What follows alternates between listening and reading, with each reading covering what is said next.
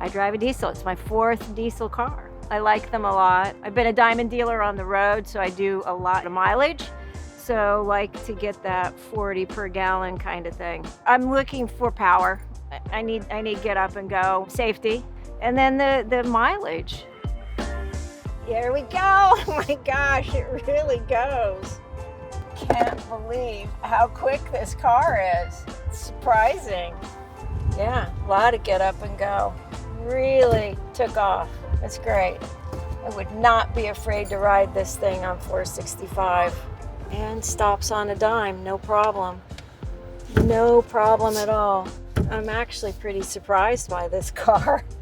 I didn't anticipate it being this smooth or this quick.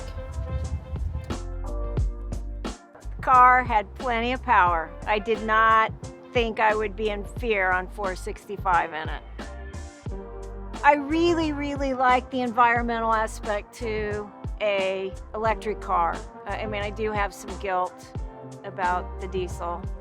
So this would be a guilt-free car, which would be really, really nice. Absolutely could own an electric vehicle in the future.